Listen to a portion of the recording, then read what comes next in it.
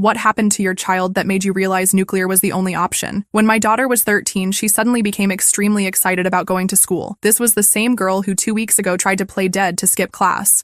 So naturally, I asked her why the change. Oh, I now have Mr. Davidson for history every day. His class is super fun. I smiled, glad she was finally not hating school. I didn't think much about it again until a week later, when Emma started setting her alarm 30 minutes earlier just to pick out the perfect cutscene outfit. It's not like Emma never cared about her appearance, but she was always fine with just throwing the first clean thing on. I remember asking her if she was trying to impress a boy she had a crush on, and her face went totally red. "Don't say that, Mom," she yelled. That's when I got truly suspicious. I started looking at her normal teenage mood swings more carefully, and I realized they were always related to Mr. Davidson. She'd never admit it, but I noticed things like, if Mr. Davidson complimented her project, she'd float around the house for hours. But if Mr. Davidson didn't acknowledge her much that day, she'd barely speak and pick at her plate during dinner. That's when I tested her in a subtle manner. "I was thinking of moving you out of Mr. Davidson's class. I think it would be good to—" "You can't do that!" she yelled before I could even get my words out. I stared at her blankly. "But why not?" I asked. Silence. Deafening silence. She didn't say a word, just stood up and beelined straight for her room, pulling up her phone to text someone before she even reached the stairs. This was Emma, my girl who just 2 months ago didn't care about a single school-related thing. She was always extremely open about everything too, so this was a huge problem. That night, I crept into her room and searched through her phone. I know this was a huge violation of privacy, but I truly felt like I had no choice. I had a gut feeling she was in danger. I combed through every messaging app I could find, looking for anything at all related to Mr. Davidson. And that's when I found it. An email thread on a backup email she had made seemingly specifically for communicating with him. The last email from him read, "Can't wait to see you during my free period tomorrow." My hands started shaking as I opened the thread, and what I read made me want to throw up. Mr. Davidson was telling my 13-year-old daughter that she was mature for her age and special, and that their connection transcended normal student-teacher relationships. He sent her photos of gifts he'd give to her, and she'd tell him she was hiding them in her bag. I quietly went through her bag as soon as I read it, and that's when I saw it. Expensive professional makeup, mature outfits, stockings, all as gifts from Mr. Davidson. I wanted to puke. What do you even do when you realize your daughter is being groomed? The first thing I did was take pictures of everything with my own phone while trying not to scream. My first instinct was to tell the school, tell the police, tell someone, but I knew I couldn't, because Mr. Davidson wasn't just any regular teacher. Mr. Davidson's parents donated a lot to the school. His brother was the police chief who'd just spoken at our PTA meeting about protecting children. His wife was on the school board. If I went to the authorities, they likely wouldn't take me seriously, maybe even destroy me. And so I did the only thing I could think of. I started documenting everything while pretending everything was normal. I began volunteering at school without Emma knowing, and watched how he interacted with her. I took photos of the gifts and backed up the emails to different clouds. I started watching documentaries with Emma about consent, and talking about news stories where teachers hurt students. I could see the hamster wheel in her head turning as we watched these. She'd often excuse herself midway through, fidget nervously, bite her fingernails. She was finally realizing the truth of what was happening. Unfortunately, this progress was cut short by what is now the worst day of my life, Tuesday. Emma came home from school early saying, "I saw him, Mom," she said. "I saw him do with another girl exactly what he did with me." She took a deep breath, as if the truth still hurt coming out. At recess, "Mr. Davidson," he talked to her. Exactly the same way. The same words. "You're special. Different from the others. I love talking to you." He said this looking into her eyes. He touched her shoulder, like he did with me. My mouth went dry. And the worst part, she continued, her voice breaking, is that he looked at me afterward, as if nothing had happened, as if I were invisible, as if everything he said was just rehearsal. My heart tightened. I knew. Deep down, I always knew. But hearing it from my daughter's mouth, seeing her face imploding, was like taking a punch to the stomach. "Emma, you're not to blame for anything. None of this is your fault, okay?" I said, holding her hands. "I thought he cared about me, Mom," she said. "I thought that I was important, that he really saw me." She closed her eyes tightly, as if trying to erase the last few months from memory. "He said he wanted to meet me today, after class, that he had a special gift for me. I didn't know what to do. I wasn't going to go, but now I see. He lied to me the whole time." I froze. This was no longer a supposition. It wasn't just suspicious messages or behavioral changes. It was direct confirmation. He was trying to isolate my daughter, use gifts, words, and promises to prepare something that she, innocent as she was, hadn't yet named. But I knew the name, and it was disgusting. I hugged my daughter tightly, swallowing the scream that threatened to escape my throat. She trembled, but didn't cry anymore. She seemed empty. "You won't go through this alone anymore," I whispered in her ear. "I promise.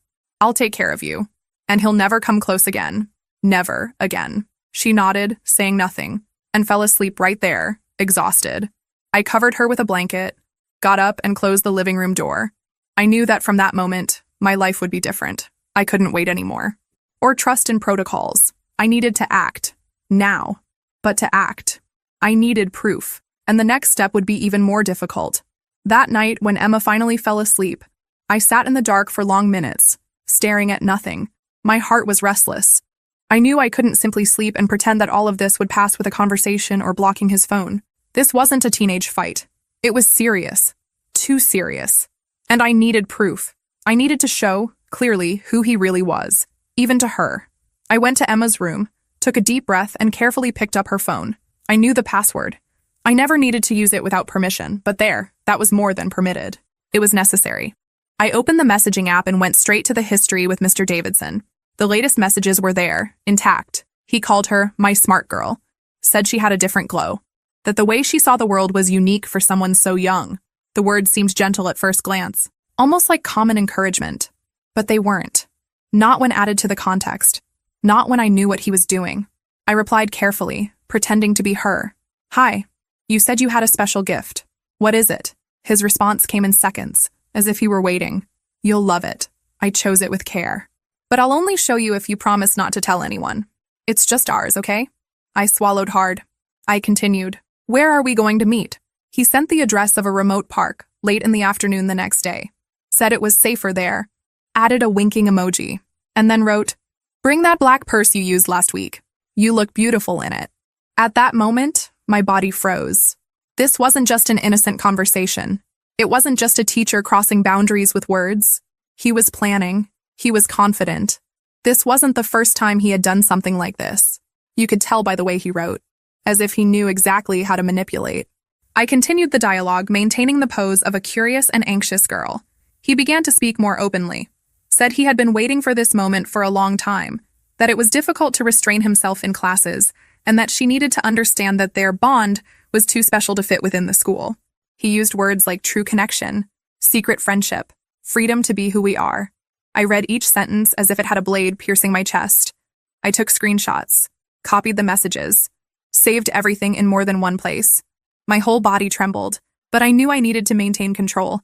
He thought he was in command, that no one would ever challenge him, that he was untouchable. I closed the app, dropped the phone on the couch, and put my hands on my head. I breathed deeply several times. I cried silently. Because, at that instant, it really hit me. If I didn't do something, no one would. Could I go to the school? They would probably silence me. His parents were donors to the institution. His wife was part of the board. His brother was the local police chief. I wasn't stupid. I had seen similar stories before. And they all ended with the victim being discredited and the predator transferred to another school with a clean record. But with me, it would be different. If the system was rotten, then I would create my own. And at that instant, I opened the browser and typed with trembling fingers, "How to report online predators without involving local authorities." I spent hours that dawn immersed in websites, forums, videos. Each link I clicked led me to another case, another story, another muffled cry for help. It was scary to realize how much more common this was than imagined. And worse, how so many powerful people were capable of silencing everything with a wave, a donation, or an influential surname. But it was on Instagram that I found something that caught my attention. A video with the title, "We Caught Him Live. He'll Never Approach Anyone Again." It was from a page with thousands of followers that confronted people who posed as teenagers to attract adults with bad intentions. They filmed everything, brought evidence, and only then called the police, with everything documented. I watched one, then another, then another. The pattern was the same. They assumed the victim's profile, arranged a meeting in a public place, showed up with cameras and evidence, and directly confronted the aggressor. There was no screaming, no lynching. It was strategy, control, exposure. That was exactly what I needed. I contacted the profile, not expecting an immediate response. I explained everything. that I was a mother, that I already had screenshots of the messages, the meeting address, time, everything. I sent screenshots, reported the history. I made sure to be clear and objective. I ended with a sentence that hurt to write, but was true. If I don't do something now, he'll do it to another child, maybe worse. It took time, an hour, maybe 2. And then came the response. We've read everything. It's serious, very serious. We're going to help you. My eyes filled with tears, this time of relief. They called me for a video call at that same instant. It was a group of 4 people, all with firm but respectful voices. They explained how it would work. They would take over the conversation with Mr. Davidson, maintaining Emma's profile. They would play his game until the right moment. We would arrange the meeting in a busy park, preferably on a Saturday, where there would be witnesses and natural security. Everything would be recorded from at least 3 different angles. And in the end, the police would be called with everything ready. Evidence, location, time, history. But what if he leaves? What if he runs? We prevent it. We're not violent, but we're not stupid either. We have practice. We know how to handle it. And you won't need to get involved. Just tell us where you'll feel safe. They conveyed confidence, seriousness. Nothing like those sensationalist pages that make scandals to get likes. These were people who wanted to prevent more children from being victims. I said I would agree. Of course I agreed. But the truth is that inside I was panicking. The risk, the exposure, the tension that something could go wrong. It was a difficult weight to bear. But then I looked at Emma's phone, still on the table, and remembered what I read in the messages. Everything he had said. How she believed she was special. She was special. Not because of him, but for being who she is. For being my daughter. And no one had the right to play with that. We set the trap for Saturday, 3 days later. The group asked me to stay distant, watching from afar, so that Emma wouldn't be at risk and Davidson wouldn't notice anything strange. They would take care of everything. That night, I didn't sleep a minute. I sat next to my daughter's bed and stayed there, listening to her peaceful breathing. I fixed her hair strands, like I did when she was a baby. And I promised silently, he will never touch you again, not even with words. Never again. Saturday dawned with a strange silence. Emma was still sleeping, and I had been awake for hours. I showered, changed clothes, and left with some excuse. Said I was going to the market, that I'd be back quickly. She believed it. She had no way of imagining what was about to happen. I arrived at the park half an hour before the agreed time. I parked far away, enough not to be seen. The group was already there, discreetly spread out. One of them was adjusting the tripod of a camera hidden among the bushes. Another was pretending to take photos of the landscape with his phone. The third was eating a sandwich on a wooden bench, wearing sunglasses, observing everything. And the last one was disguised as a common teenager, using his phone, pretending to be the Emma that Davidson was about to meet. I positioned myself behind a tree, nervous, sweaty hands, shaky legs, and then he appeared. Along the gravel path, coming with an almost bouncing step, there he was, Mr. Davidson, light polo shirt, pressed jeans, new sneakers. He even seemed happy, relaxed, as if this were just any walk, as if meeting a student outside of school were the most normal thing in the world. He approached the disguised young man, who continued looking at his phone. "Hi," he said with a voice I already recognized from afar. It was at that instant that the group moved. 3 of them surrounded Davidson in silence, like closing a trap with perfection. The one with the camera approached from behind, already recording everything. "Mr. Davidson," said one of them firmly, "we know why you're here." He stopped, not understanding. He looked around, confused. "Excuse me? Who are you?" "We're people who protect children, and we have everything you wrote to a 13-year-old girl thinking she would be here today." At that moment, he turned pale. "This is a misunderstanding," he murmured. "I didn't do anything. This is a setup." "Then why did you arrange this meeting?" The other shot back. "Why did you bring this gift?" and pointed to the bag in his hand. Davidson began to sweat. He tried to laugh, disguise, say it was a joke, that everything was misinterpreted. But they continued talking, showing the screenshots, reading excerpts from the messages, phrases he had written, words he used to manipulate. He began to back away, to walk backwards. "I'm going to call a lawyer. This is illegal. You can't—" "What's illegal is what you were doing with a minor, Mr. Davidson." That's when he turned his back and tried to run. But he couldn't. 2 of the young men reached him quickly. One held him by the arm, the other blocked the front. He lost his balance and fell sitting on the grass, dirty, panting, and completely exposed. "Don't touch me!" he screamed. But by this time, several people in the park were already looking. Some were filming with their own phones. Others were whispering. The truth was spreading before everyone's eyes. "We have everything recorded, everything saved, and we've already called the police," said the group leader, showing his phone. Davidson still tried to get up, but someone, perhaps by reflex, pushed him back. Not with excessive violence, but firmly. He fell again, this time with a dry slap to the face, given by one of the vigilantes, who looked at the camera right after and said, "This is for what you tried to do to this woman's daughter." My heart froze. I was there, a few meters away, and everyone knew who the girl's mother was. No one looked at me directly, but I felt seen, represented, avenged. When the patrol car arrived, everything happened quickly. The police officers got out in a hurry. One of them had already seen the video broadcast live and said that was enough to take him in custody.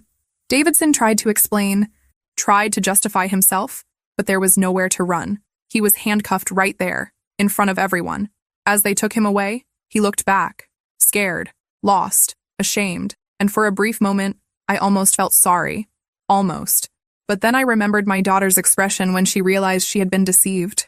The way she cried, as if her world had shattered, and any feeling of pity evaporated. That night, back home, I sat on the couch with Emma and hugged her. She didn't know everything yet, but she could tell from my look that something had changed, and for the first time in a long time, she slept with her room at peace.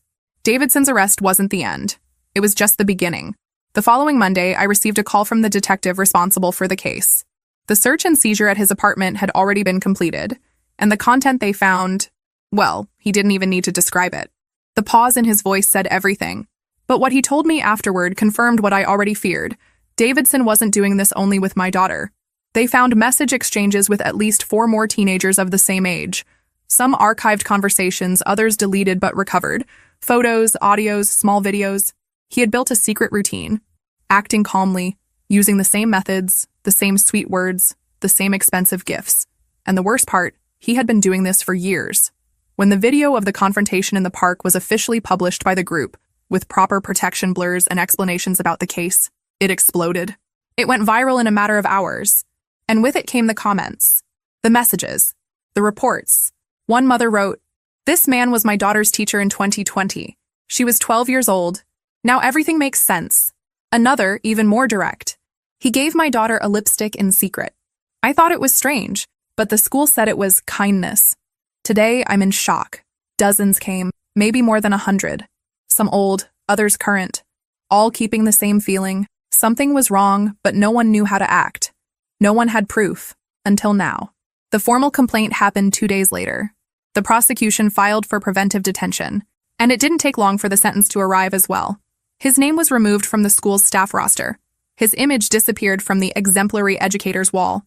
But now, everyone knew. Davidson was sentenced to a long term, without the possibility of appealing in freedom. The video, the screenshots, the reports, everything added up to a solid, irrefutable process. Meanwhile, Emma changed.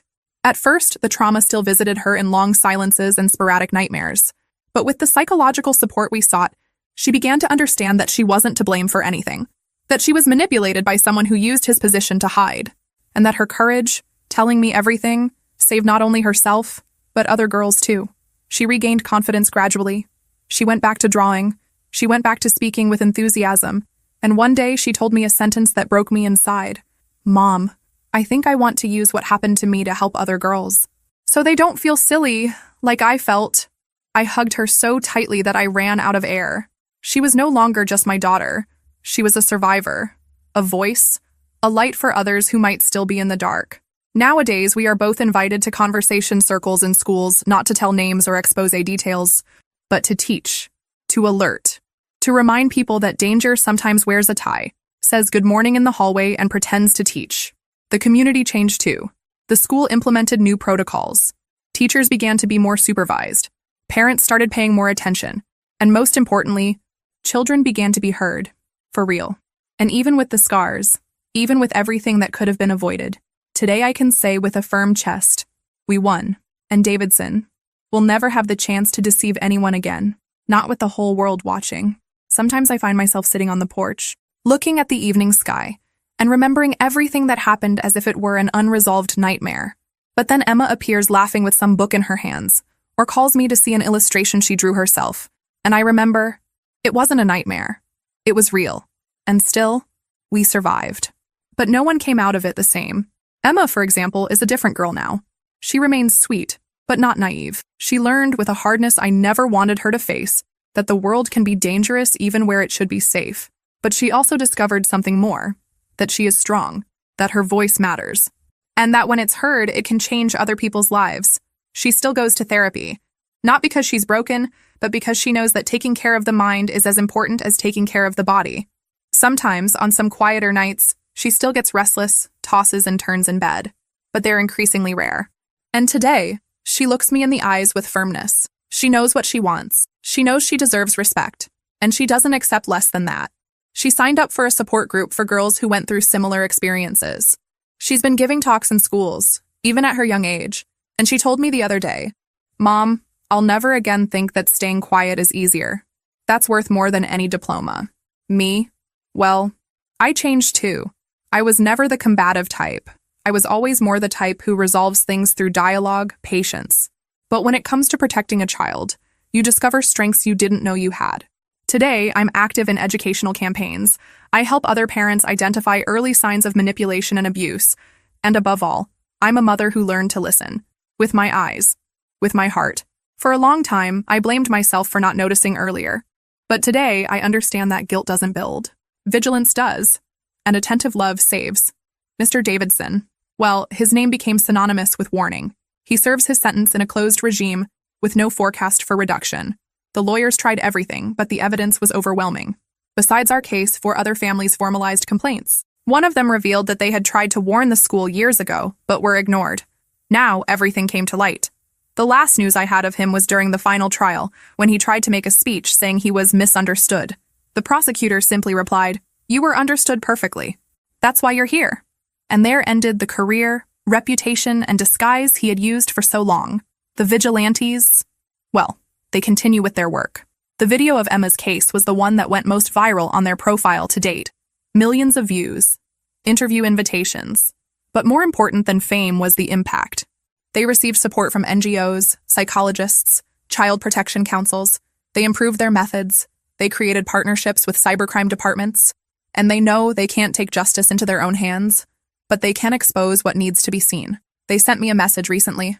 Your daughter saved lives, and so did you. The other girls. Well, each story is a universe. Some were already away from school. Others were still trapped by fear, doubt, trauma. But the exposure of the case made them receive real support.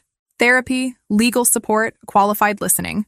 Some mothers came to me, emotional, saying, "You gave us courage to speak." There's no prize in the world that pays for that. The school, of course, went into crisis. They tried to deny at first. Then they tried to minimize. But the public pressure was too great. The board was replaced. Protection protocols were updated. Today, there are cameras in hallways, training to identify suspicious behavior, and a new policy of active listening for students. I still distrust some internal intentions, but at least now, they know they're being watched. And as for the community, it woke up. People began to look at their own children with more attention, to ask questions that before seemed exaggerated, to understand that abuse doesn't always have an ugly face or a rough voice. Sometimes it comes disguised as a compliment, a gift, a special friendship. And finally, to myself, I learned to trust again. Not in the system, not in authorities, but in myself. Because I did what was right, even when it was difficult. And because my daughter looked at me in the middle of chaos and saw a safe harbor. She survived. We survived. And if there's someone listening to this now, afraid, with doubts, thinking they won't be able to handle it, I tell you, you can. You're not alone. And yes, you can do something, even if it seems small, even if no one believes at first. Because all it takes is one determined mother, one complaint made at the right time, one truth exposed with courage, to change everything. This was our story, but I hope, from the bottom of my heart, that no other mother needs to tell a similar one. Never again.